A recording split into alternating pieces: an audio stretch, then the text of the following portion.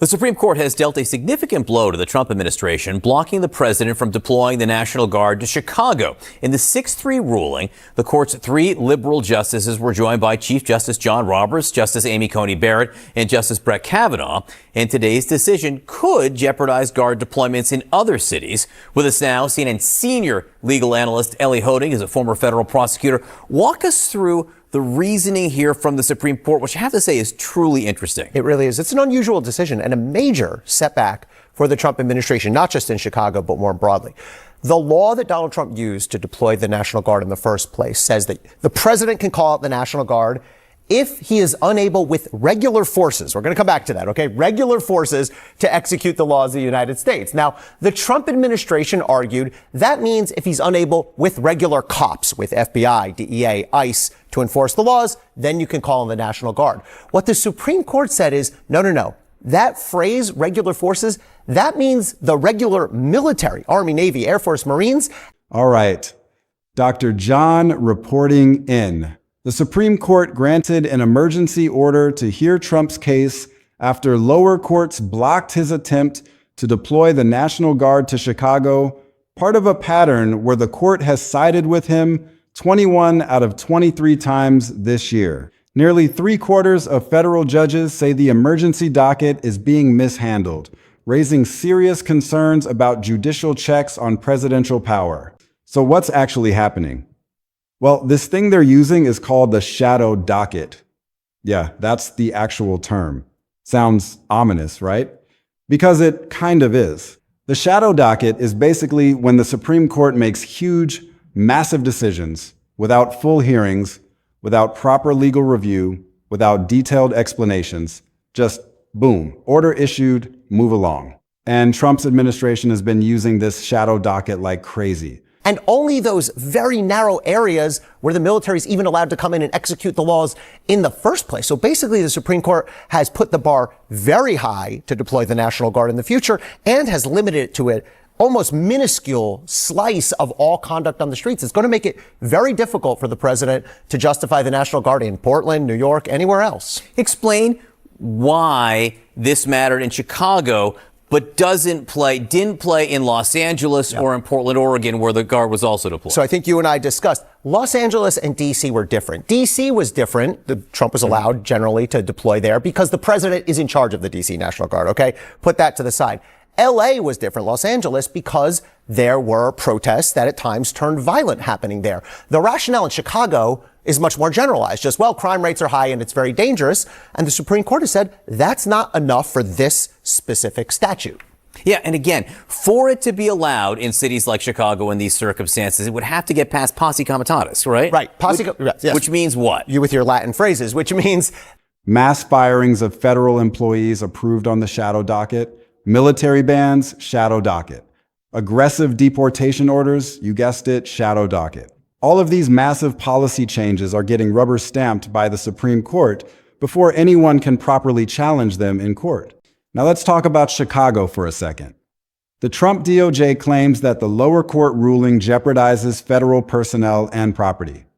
Okay, but here's the thing. Multiple judges from both parties looked at the evidence and said, nah, this doesn't justify sending in the National Guard.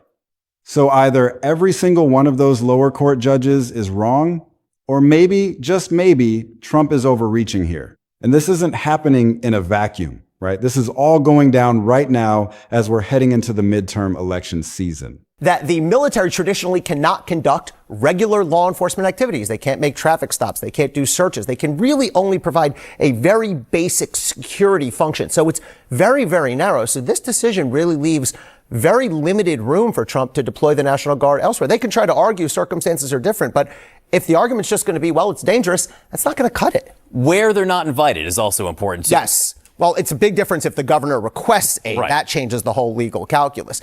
Interesting coalition here, right? We're so used to these 6-3 decisions, 6 conservatives versus 3 liberals. Here you had Chief Justice Roberts, Amy Coney Barrett, and Brett Kavanaugh joining with the liberals, leaving the 3 conservatives complaining about this. This was an emergency docket case, meaning there was not full briefing, there was no oral argument, and there's been criticism of the emergency docket. The way this plays is whoever loses hates the emergency docket. All right. Again, very interesting reasoning. Could have a vast impact depending on where else the president wanted to deploy the Guard in the next coming months. Elione, great to see you. Have a great holiday. All right, you too. SC Cupp and Max Rose are with me. The timing here matters because what the Supreme Court decides in this case could fundamentally reshape how much power future presidents have to use emergency powers. Are we okay with presidents just declaring emergencies and deploying military forces to American cities whenever they want, even when multiple courts say it's not justified? Here's what really gets me. Public trust in the judiciary is already at historic lows. People don't trust the courts anymore. And when you've got federal judges themselves, the people inside the system, coming forward to say that something's broken, that's a 5-alarm fire. That's not partisan politics. That's the justice system waving a red flag and screaming for help. So, Max, you've had, and you've got other cities where lower courts have also ruled against the president, but this is from the Supreme Court, and this is resounding is 6-3. Sure. 2 of his handpicked justices making very clear how they see this. How big of a blow is this? Well, it's a big blow. And it's one of many blows over the course of the last 30 days for this president where we see his base of power just cracking. You go back, Marjorie Taylor Greene moving away from him on the Epstein files. You go over to Brian Fitzpatrick and other moderate Republicans moving against him in terms of pushing a vote to extend the Obamacare tax credits to the floor of the House. And now this. So the entire Republican base is smelling weakness because this right here was a signature policy of Donald Trump. I mean, signature, SE, to say the least. Max is completely right? I mean, Trump put this at the core of his agenda, threatening that he would be sending troops to America's cities. I remember being there in LA and it was a shocking moment. And that was when, it became clear this is the first of many, right? And he made it very clear that's what he was going to do. Here he is. And look, I know some people are going to say, well, Trump's just trying to protect federal property. Okay, maybe. But when did we start accepting that presidents can deploy military forces based on their own say-so? When did we decide that courts don't get to weigh in on whether these emergency claims are legitimate? Because that's a really dangerous road to go down, regardless of who's sitting in the Oval Office. So in this video, we're going to break down exactly what's happening with this Supreme Court emergency order. We're going to look at why federal judges are sounding the alarm. We're going to talk about what the shadow docket actually is and why it matters. We're sending in our National Guard, and if we need more than the National Guard, we'll send more than the National Guard because we're going to have safe cities. We should use some of these dangerous cities as training grounds for our military. We're going to Chicago, we're going to Memphis next, and we're going to clean up the crime in the cities because we have to do that. So, Essie, what is the significance of being shut down by his own, and I don't want to say it's his own Supreme Court, but what he perceived to be his justices on the Supreme Court on something so... Well, yeah, I mean, it's, as Max was alluding, it's a lot of the checks and balances are finally checking and balancing, right? From the courts to House Republicans pushing back on Epstein, Senate Republicans saying no to ending the filibuster, on and on and on. And the firewall that Trump came in with, where it seemed like just a year ago, Aaron, I'm sure you remember, nothing was off the table. He had unchecked power. It looked like and felt like he was going to be able to do anything he wanted. That dam is breaking a bit. And I think politically, that's going to really frustrate him. Trump is not a guy that gets chastened. And we're going to discuss what this means for presidential power, for checks and balances, and for democracy itself. Because, yeah, it's that serious. This story connects to so many bigger issues: executive overreach, judicial independence, emergency powers, federal versus state authority. And it's all coming to a head right now in real time with this Chicago National Guard case. So stick with me here, because by the end of this video, you're going to understand why this seemingly wonky legal dispute is actually one of the most important political stories of the year, and why what happens next could change everything about how power works in America. Like, I'm not exaggerating when I say this could reshape the entire balance of power in our government for decades to come. Let's dive in. All right, so let's zoom out for a second and talk about what's really going on here. Because most people hear Supreme Court emergency order and their eyes glaze over, right? They think it's just boring legal stuff. But come on, this is anything but boring. This is about whether one person, the president, can essentially bypass the entire court system whenever they feel like it. So first, we need to understand what this shadow docket thing actually is. And yeah, I know it sounds like something out of a conspiracy theory, but it's real. It's very real. The shadow docket refers to orders the Supreme Court issues without the normal process. Usually when the Supreme Court hears a case, there's arguments, briefs, public hearings, detailed written opinions explaining their reasoning, the whole 9 yards. It takes months, sometimes years. But the shadow docket, none of that. The court just issues an order, often with zero explanation or maybe a couple sentences. No oral arguments. No detailed opinion, just a decision that affects millions of people, and we're all supposed to just accept it. Now, the shadow docket has technically existed for a while. It was supposed to be for genuine emergencies, like true crisis situations, where waiting for the normal process would cause serious harm. But here's what's changed. The Trump administration has turned it into their go-to tool for ramming through controversial policies. And the Supreme Court keeps saying yes. Let me give you some numbers here because the stats are genuinely shocking. In the current year alone, the Supreme Court has sided with Trump administration policies 21 out of 23 times on the shadow docket. 21 out of 23. That's a 91% success rate. For comparison, most administrations win maybe half of their emergency appeals. Maybe. This is unprecedented. And what kind of policies are we talking about? Well, mass firings of federal employees approved. Controversial military policies approved. Aggressive deportation orders affecting thousands of people approved. Foreign aid being withheld approved. All of this happening without full legal review, without proper court proceedings. Just emergency order done, move on. So now we get to Chicago.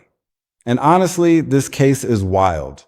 Trump wants to deploy the National Guard to Chicago, federal troops in an American city during peacetime. And his justification? He says the lower court ruling jeopardizes federal personnel and property. Okay, but jeopardizes how? What's the actual threat? Well, here's the thing.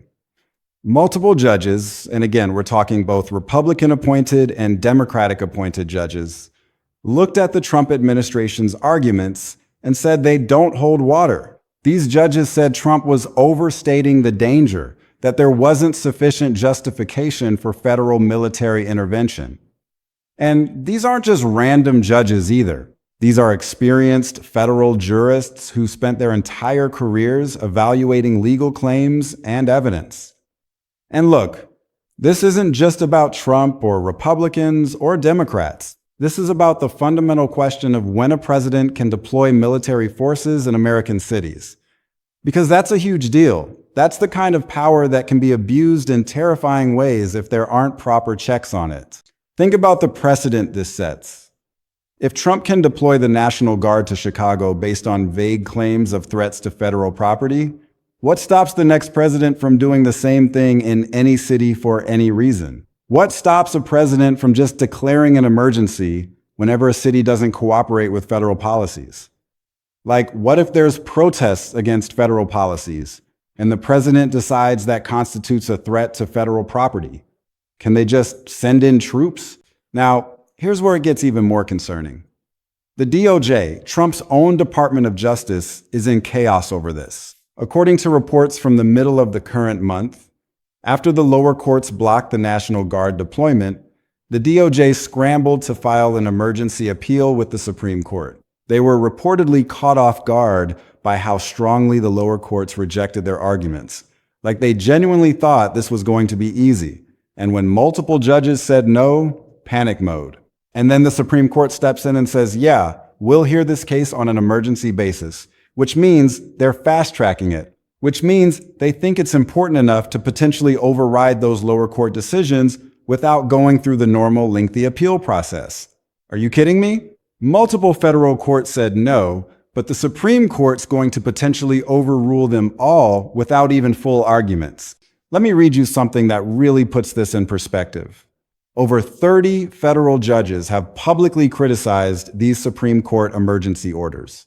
That's not normal. Judges usually don't speak out like this. They stay in their lane. They respect institutional boundaries.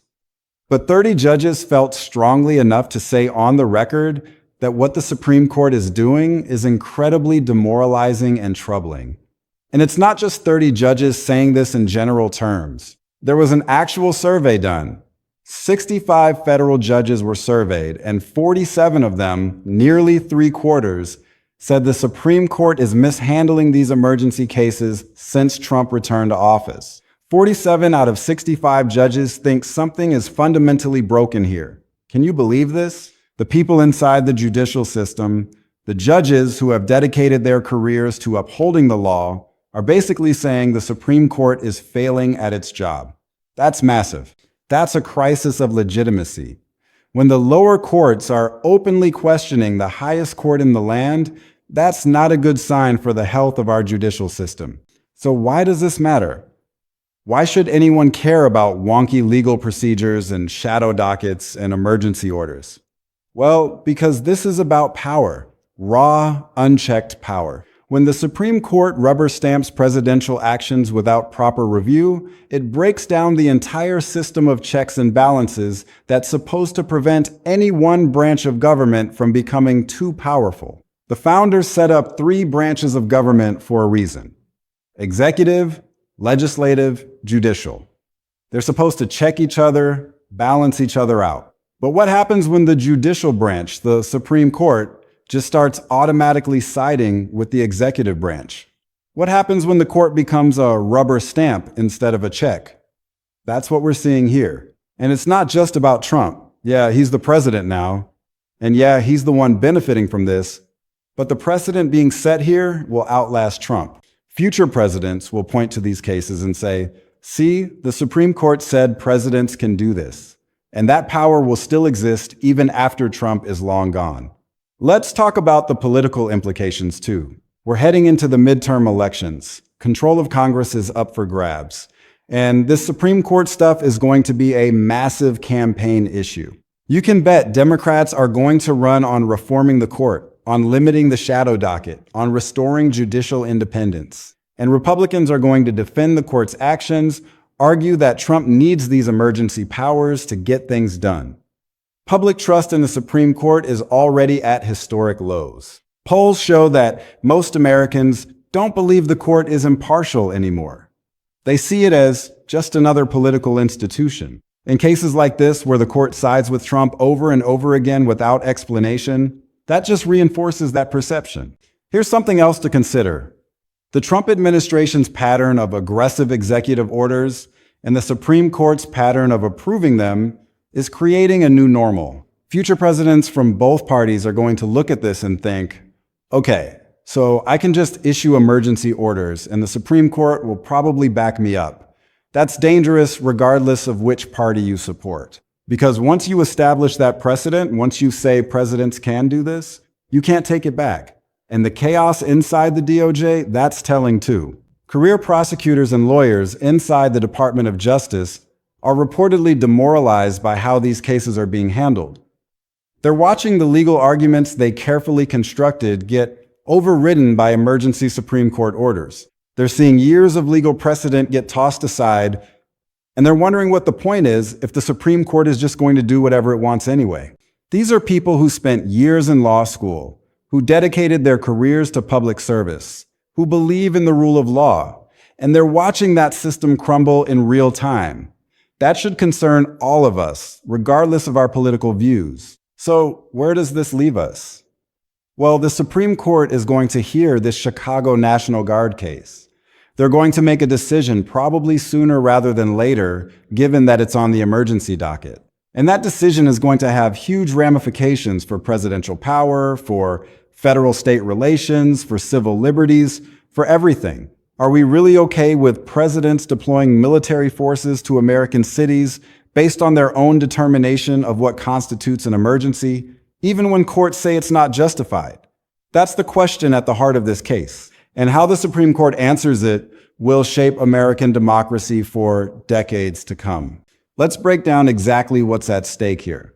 There are several core issues that are going to determine the future of presidential power in America. First, presidential emergency powers. This is the big one. Trump wants to deploy the National Guard to Chicago. Now, presidents do have authority to deploy federal troops under certain circumstances, but there are limits. There's supposed to be an actual emergency that justifies it. And multiple courts looked at this situation and said, nope, this doesn't meet that bar. But Trump's DOJ is arguing that the president's determination of what constitutes an emergency should be given huge deference. Basically, if the president says it's an emergency, then it's an emergency. And the court should just back off and let him do what he thinks is necessary. Can you see the problem there? Because if we accept that logic, there's basically no limit on presidential power. The president can just declare anything an emergency and do whatever they want. And look, this isn't about whether you like Trump or not. This is about whether any president should have that kind of unchecked authority. Because presidents don't care about party affiliation. If the Supreme Court says Trump can do this, then the next president, whether that's a Democrat or a Republican or whoever, can do it too. And maybe you trust Trump with that power. Okay, fine. But do you trust every future president with that power forever? That's the question we need to be asking ourselves. The shadow docket problem. We've talked about this already, but let me really drive it home.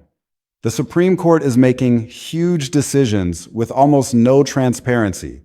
They're not explaining their reasoning. They're not allowing for full legal arguments. They're just issuing orders and expecting everyone to comply.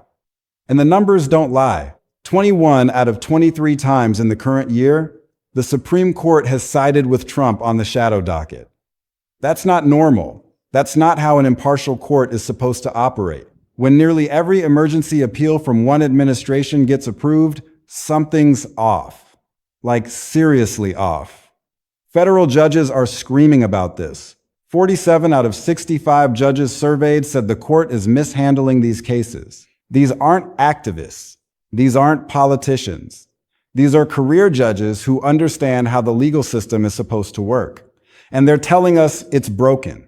When 3/4 of federal judges think the Supreme Court is doing it wrong, yeah, we should probably listen. The shadow docket was supposed to be for genuine emergencies, life or death situations where waiting for the normal legal process would cause irreparable harm. But now it's just become a way for the Trump administration to bypass judicial review entirely. Mass firings, shadow docket. Deportations, shadow docket. Foreign aid, shadow docket. National Guard deployment, shadow docket. At a certain point, everything can't be an emergency. When you treat every policy dispute as a crisis requiring immediate Supreme Court intervention, that breaks the system. That makes a mockery of the entire concept of judicial review. It turns the Supreme Court from a careful arbiter of constitutional questions into just another tool for presidential power. What this means for democracy and checks and balances. And yeah, I know that sounds dramatic, but come on, it's true.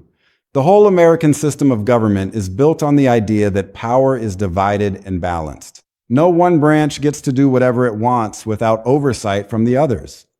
But what we're seeing now is the judicial branch, specifically the Supreme Court, abdicating its role as a check on executive power. Instead of carefully reviewing whether presidential actions are legal and constitutional, the court is just rubber stamping them fast, with no explanation, with no real scrutiny. And when that happens, when one of the three branches stops checking the others, the whole system starts to break down.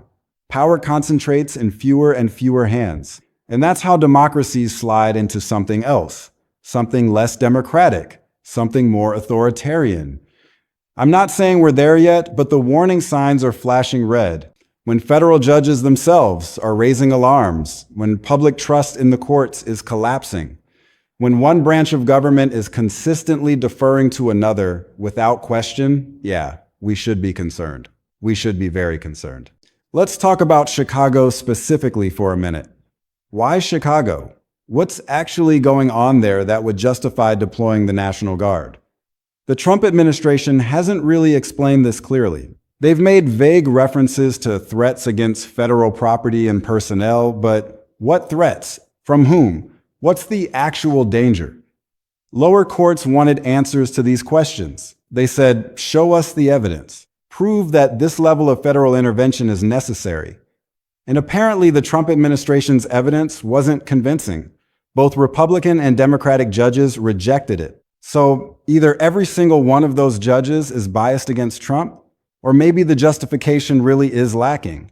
And here's what's scary. If the Supreme Court overrules those lower courts on an emergency basis without full review, they're essentially saying presidents don't need strong justifications to deploy military forces in American cities.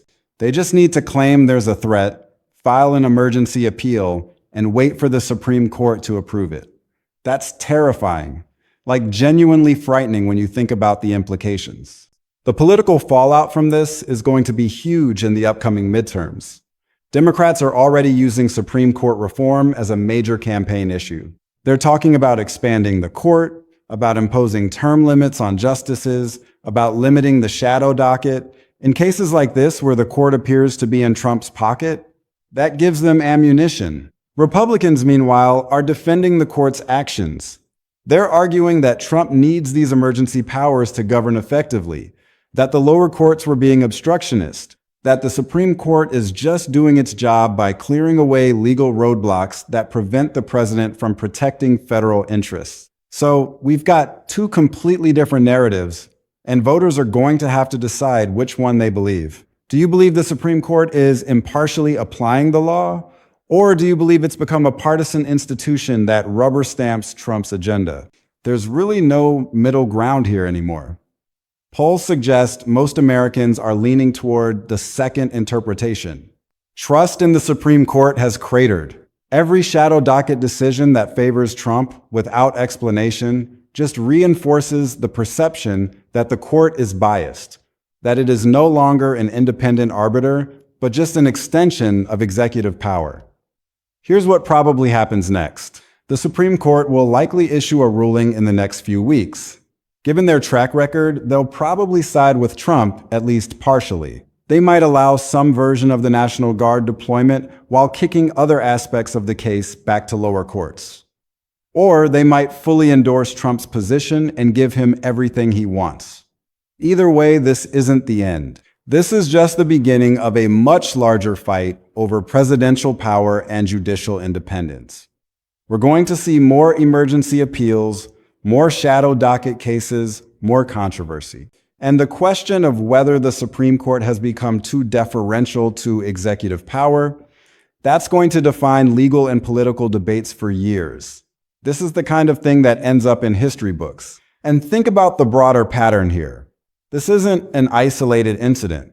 The Supreme Court has been systematically approving Trump administration policies at an unprecedented rate.